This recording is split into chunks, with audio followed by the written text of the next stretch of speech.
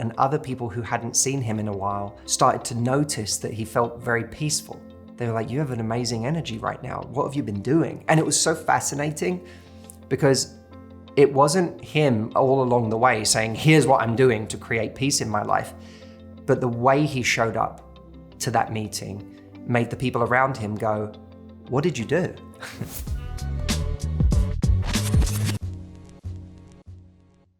Hey everyone, welcome to the YouTube edition of my podcast, Love Life. We are going to be talking about Trent Shelton's new book, Protect Your Peace, and some of the lessons that I learned from it. I'm laying them out in 7 principles that can protect your peace in love and life. Because I know especially so many of you who follow me and are looking for love feel like looking for love is either going to rob you of your peace or already has. So this episode is really gonna help a lot of you. I'm excited for you to hear it. By the way, if you want something right now to help specifically with getting out there, creating opportunities and getting results in your love life, my free masterclass, Dating with Results, is something you can watch right now by going to datingwithresults.com. This is an hour that will change your love life. So if you get the chance today, and if not today, do it tomorrow, go watch this, datingwithresults.com. It's completely free and it is the most popular free masterclass I have ever released in the 17 years that I have been doing this. So go check that out as well. Let's get to our first principle. One of the things that Trent talks about in the book is this idea of who and what is draining you. This comes under the section he titles Protect Your Energy. And you may know already, as I've started talking about this, that there are certain things in your life that just routinely drain you of energy. It could be social media. It could be certain things you do every day that maybe are non-essential, but you just do them habitually without even thinking about it at this stage. It might be things you're saying yes to that you don't actually need to say yes to. Maybe it's arising out of a need to please people. There might be certain people in your life that you go, these people are not a value add in my life. Why do I keep seeing them? Why do I keep hanging out with them? I can remember specific moments in my life where I realized that there was a certain person that I called a friend, but every time I hung out with them, I felt worse at the end of hanging out with them. And eventually I said to myself, I don't want to hang out with this person anymore. This relationship is not a value add in my life. And that doesn't mean that every relationship is just about someone adding value to us. Of course it's not. It's a mutual thing. But there are situations where we go, I am giving to this relationship and I'm not getting, or I'm trying to bring a more positive version of myself to everything in my life these days, and this person is very negative, or this person always brings me down or leaves me feeling more insecure about myself. So the key question I want you to ask here as we look at what and who is draining you is, what are you doing in your life right now? Or who are you giving time and energy to that is not a value add in your life? And be very honest with yourself about that. A lot of people burn out in dating because they're not managing their energy well in terms of who they distribute it to. So much of dating success is energy management. So where are you leaking energy in the wrong places? Because if you give it to the wrong people, you'll have less available to the right people. One of my favorite little poems is, for all your days prepare and meet them ever alike. When you're the anvil, bear. When you're the hammer, strike. So much of dating is energy management. Energy management. If you burn out because you keep giving time to the wrong people, then you're never going to find love. But if you can reserve energy for the right people by not giving it to the wrong people, your chances go way up. The second principle I want to give you from Trent's book comes from this question: whose approval do you need to stop looking for? He lists this under the section of the book, Protect Your Mind. And I think this is incredibly relevant for anybody who wants to protect their peace, is that there are all sorts of people whose approval we're constantly looking for in both love and in life. In love, we look for the approval of people who don't even show us respect or aren't even trying with us, who aren't even investing. In our life, we often look for the approval of friends or parents or colleagues who are not always looking out for us in the best ways, or in some cases are still married to an idea of who we were, not who we are now. One of the things I really enjoyed that Trent talks about is this idea of when you have a vision for your life and what you want to do next, that is like a prescription, a pair of prescription glasses that are made for you. And if you try and put those glasses, those lenses on somebody else, they may not be able to see clearly, but that's because it's your prescription. Your vision is unique to you. It's special to you. And that's not to say we can't take feedback from people, but I know that there are times in my life where I've looked for way too much feedback on everything, and I've really lacked the ability to trust myself.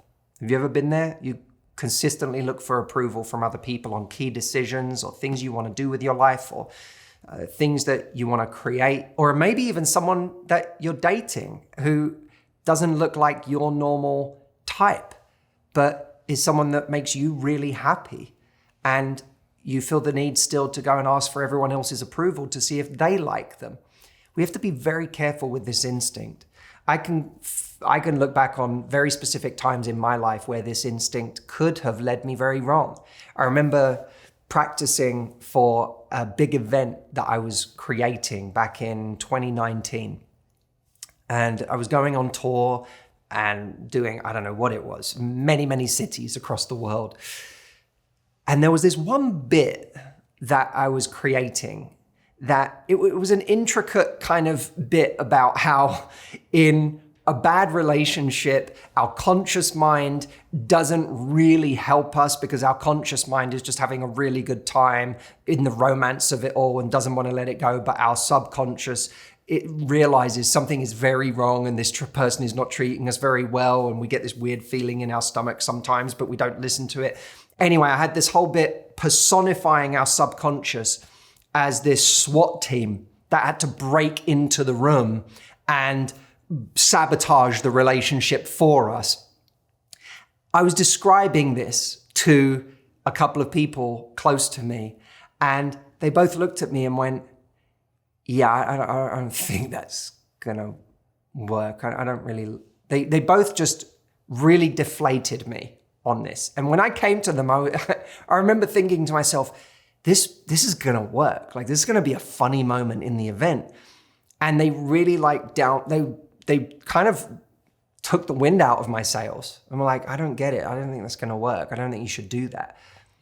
I ended up sticking with it because I really believed in it. And it ended up being one of the funniest moments in the entire show. Everywhere I went and did this bit in every city, that was a moment that brought the house down. And I remember thinking, oh my God, thank God I listened to myself. And I didn't just try to get these people to see my vision for me when it was something that was in my head. I just had to realize it. So whose approval do you keep seeking that by seeking approval is robbing you of your peace instead of just listening to yourself and trusting yourself? One of the great things that Trent says about this is share your vision by living it. And he has this other line that I like, which is less announcements, more achievements.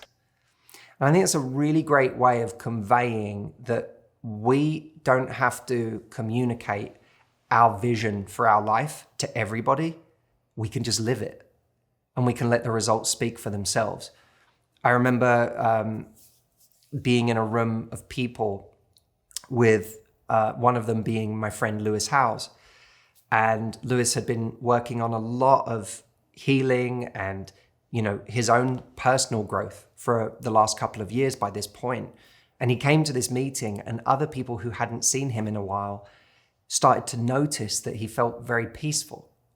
They were like, you have an amazing energy right now. What have you been doing? And it was so fascinating because it wasn't him all along the way saying, here's what I'm doing to create peace in my life. But the way he showed up to that meeting made the people around him go, what did you do? And isn't that kind of a fun way to live? Instead of trying to convince people of what we're doing, once we've done it and we get the results of it and they can see those results, they're asking us, what did you do? Part of the problem of this that Trent highlights is not just the problem of people not being able to see our vision for our lives. It's also what he calls the too close bias. That there are people who know us really well who are too close to who we've always been, to the way we've always been, to our habits, to the ways we've grown up, or the personality we've had for as long as they've known us. And so they're kind of married to that picture of us. And on the 1,000th or 10,000th impression that they have of us, it could be very difficult to change their mind about who we are or what we're now going to focus on or believe in. But people who are much newer to us, it's much easier to share a vision that we're excited about. So ironically, in some cases, a perfect stranger might be more supportive of what you're excited about than someone who has known you your whole life and deeply loves you. This doesn't mean that the person who deeply loves you is a bad person. It's just what Trent calls the too close bias. So again, one of the ways to protect your peace is to know what's important to you and what you want to do, but to share it with the appropriate people, and in other cases, just to live it and let people see the results of what you're doing.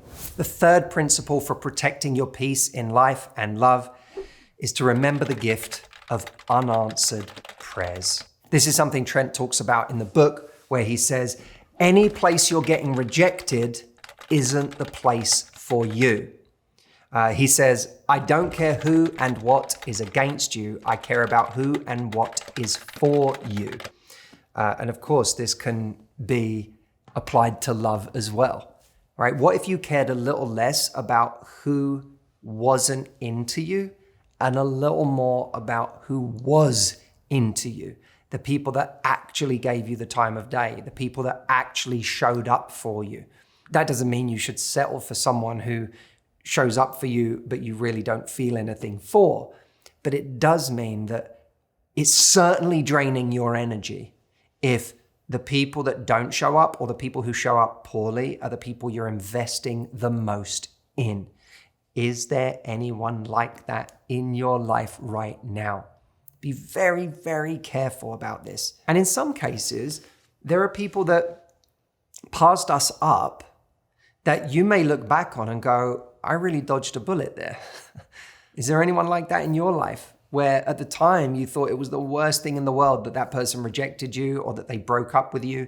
And in hindsight, you're like, thank God they rejected me. Thank God they broke up with me. I really did dodge a bullet. That would have been bad. I would have been stuck in that relationship. Or maybe I wouldn't have had the strength to leave myself for a long time. And I could have been stuck in it for many more years of suffering. There are rejections we get that are very good for our life. When I first came to the States, I did a TV show called Ready for Love. And that TV show aired for 3 episodes and then it ended up getting shelved. It didn't do the numbers that it needed to do in order to stay in the slot it was in. So at the time, I think it got moved to a streaming service, Hulu or somewhere like that, but it was airing on NBC, and that was at the time the big play. And it felt really disappointing at the time. It was painful. I'd spent an entire year creating this thing. And yet, I look back now and I think, thank God that show didn't work. Because had it worked, there would have been a level of attention on me that I almost certainly would not have been ready for. And now if, I'm known on some relative scale at this point in my life, but if I did something that made me 10 times more known, based on my life experience now and my sense of self now, I'd be in a much better position to be able to handle that. But back then, when I was 25, had that catapulted me into a whole different level of fame, I think that would have been really bad for me. I think there would have been some really bad consequences of that I got to avoid because the show didn't work out. What are the examples of that in your life? And where is there a rejection or a heartbreak that you're in the middle of right now that 5 years from now you might look back on and go, oh my God, thank God that person didn't text me back. Thank God that person said they didn't want a relationship.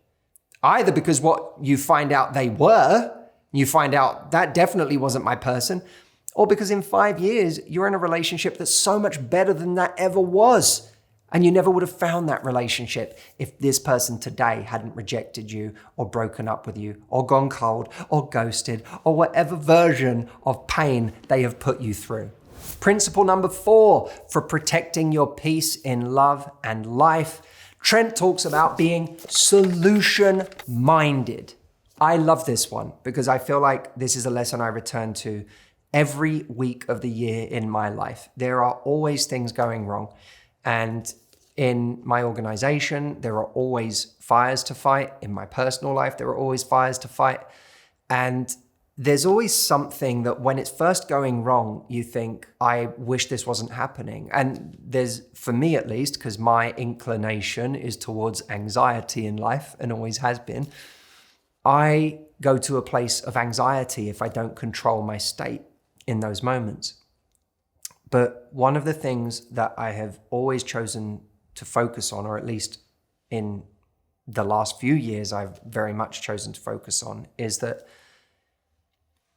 anxiety is the opposite of having a solution-based mindset. Anxiety is the opposite of taking some form of action that can actually take away or dissolve that anxiety. Every time something goes wrong and makes you anxious, tell yourself there is some kind of response to this.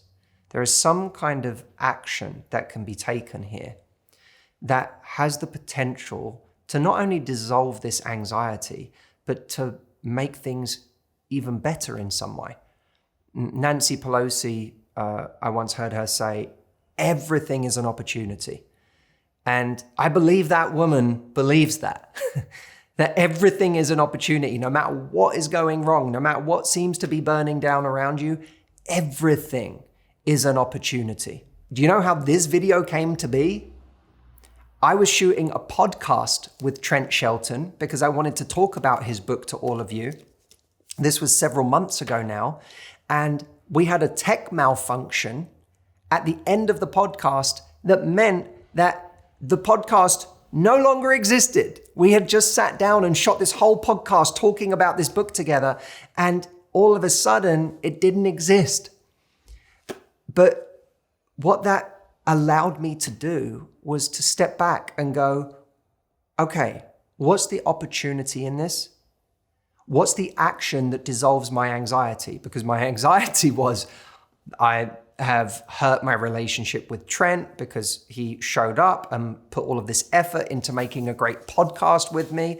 And then because of a problem on our side, now the podcast doesn't exist. And, you know, it just became, I felt my mind whirling instantly with the side of me that can get concerned about, people pleasing and, oh my God, what am I going to do came out. But instead I went, you know what? This actually is going to allow me to go away and get even closer to the content, to take the time, because at that point I hadn't had a chance to read the book fully, to sit down and read the book and go through it in detail and really put together something well crafted for everybody. And that's what I've ended up doing. And by doing this, my anxiety has dissolved. So remember, you can work your way out of anxiety. You can create your way out of anxiety. Everything is an opportunity. By the way, if you feel like in your love life recently you have made some kind of a mistake, said something embarrassing, done something awkward or had an argument that you worry has hurt a potential relationship or dating situation you're in, and you want to know what is the solution that can get me out of this place of anxiety and into a place of action, go tell Matthew AI what the experience was that happened and ask for advice. You can literally call Matthew AI or text if you're in a place where you don't want to have sound, and you can lay out the situation and Matthew AI can actually give you a way to be proactive so that you don't just sit here ruminating in the problem. Remember, everything is an opportunity. So go ask Matthew AI at askmh.com. The fifth principle I took from Trent's book, Protect Your Peace, for protecting your peace in love and life, is choose to heal. Now, Trent chose this word very carefully. Choose to heal. He talks emotionally about the passing of his mother and how much it affected him and how much it stopped him in his tracks when it happened. And how there was a certain point at which he had to choose to heal from the death of his mother. I think there's something very poignant about that. I spend so much of my week coaching and helping people who have been through some really terrible things, whether it's a heartbreak, whether it's an abusive relationship, whether it's trauma from the past. Sometimes we go through difficult emotions because we're confronting our grief, confronting our pain. Other times we go through difficult emotions because we're trying to avoid it or bury our head in the sand. And one of them, of course, leads to progress, and the other one leads to this endless cycle. How many people, when they have an ex, someone they can't get over, someone who keeps messing them around, saying they don't want a relationship, but still keeps texting them anyway, or watching their stories or whatever they do that keeps putting them on your mind, how many people truly make the choice to heal versus saying they want to heal, but continuing to entertain this person? This person texts, they text back. They go to this person's social media and still look through their profile. And every time they reopen the wound. We do things that actively hurt our chances of healing. So I want you to think for a moment. Again, the theme of this video is peace. If you want more peace, where is there a situation in your life where you need to make a conscious decision that I am going to choose to heal? I am going to heal. And that might mean some very practical decisions. I might need to block someone, stop answering, finally send them a note or a letter and say, I'm done. This is it. This is the last time you're going to hear from me. Get rid of anything in our house that reminds us of them. Start putting our focus in other areas of our life. Stop talking about this person. What do we need to do? If we were choosing to heal, really choosing to heal, what would we do differently from what we're doing now? Because maybe what we're doing right now, we say we want to feel better, but really, underneath it all, we are still trying to hold on to this situation that by holding on to, we are hurting ourselves.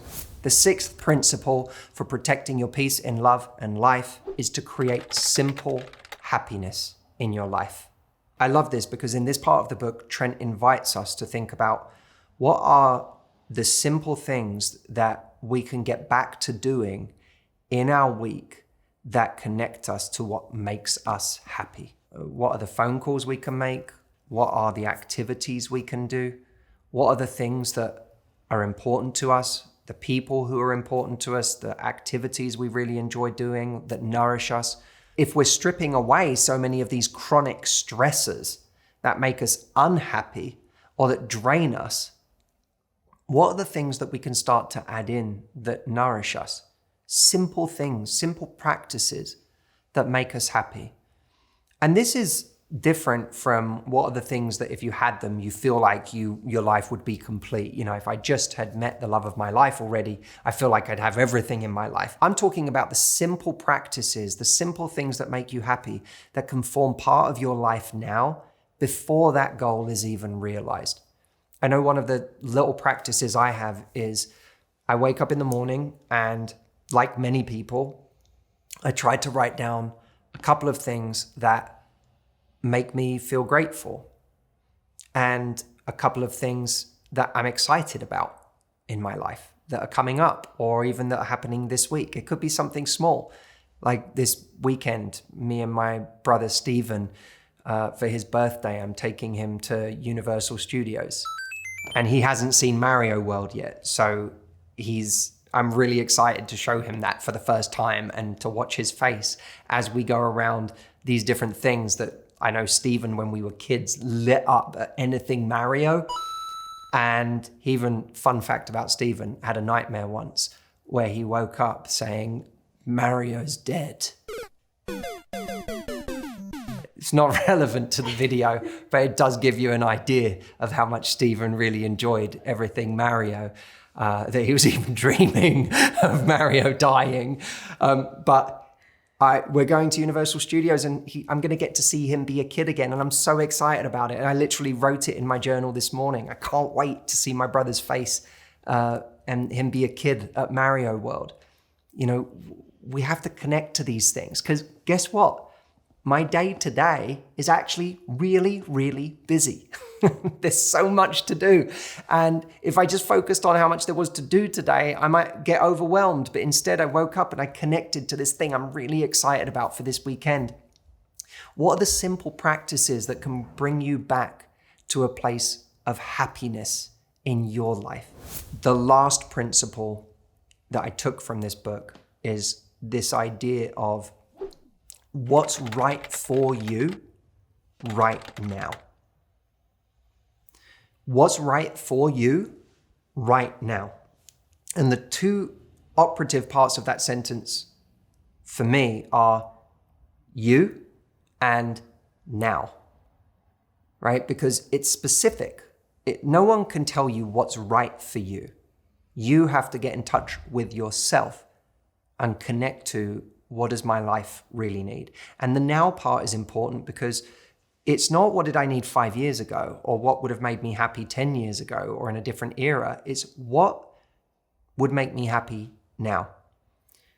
It's one of the questions that I start my bigger programs with. When I do a retreat, one of the biggest things I encourage people to start thinking highly contextually about is forget all of your blueprints that you have brought with you from a previous chapter of your life to now, and instead get in touch with what's right for you in this chapter. I think this is a form of presence, to get really present with what needs do I need to satisfy now? How have my needs changed? When it comes to a partner, how have my needs changed?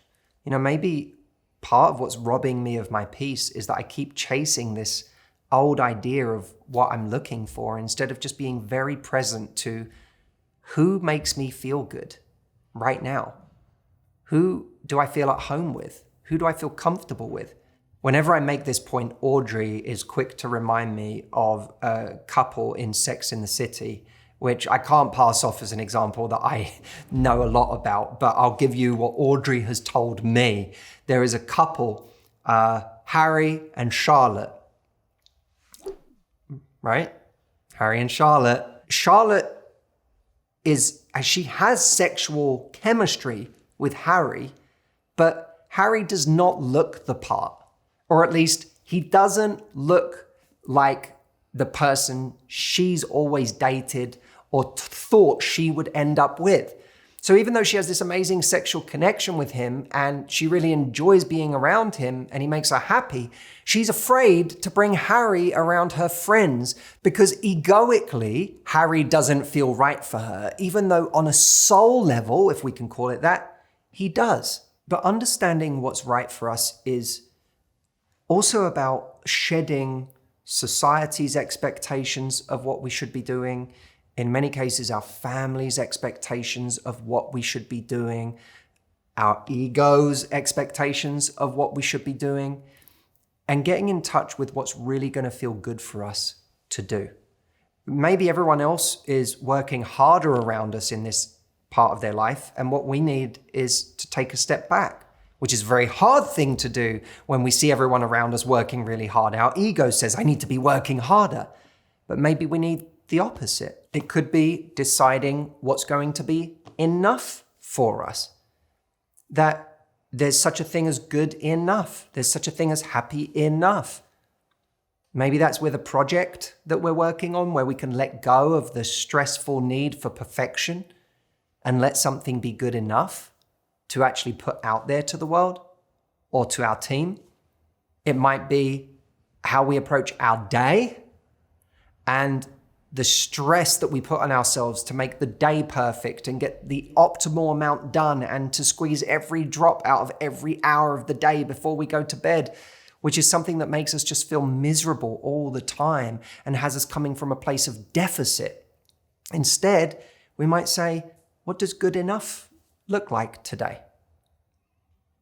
Defining these things and being able to put down all of these expectations is a fantastic way of bringing back our peace. And if you're ever wondering what makes you feel good, just pay attention. Pay attention to certain moments where you hear something and you breathe a sigh of relief. Maybe it's this podcast. You're listening, and as you're listening, you almost feel this sense of relief that this feels like truth. Or it speaks to some part of your soul. Listen to that. That's telling you something. You know, we have to connect to these things, whether it's in nature, going for a walk, or meditating, moments where we just quiet the noise of the world and get back in touch with what is right for us. Thank you so much for listening, everybody. I really appreciate you being here with me on the Love Life podcast. Let me know what you thought of this episode, podcast@matthewhussey.com. Pick up a copy of Trent's book, Protect Your Peace, 9 Unapologetic Principles for Thriving in a Chaotic World. And I will see you next time on the Love Life podcast. Be well, my friends, and love life. I'll see you soon.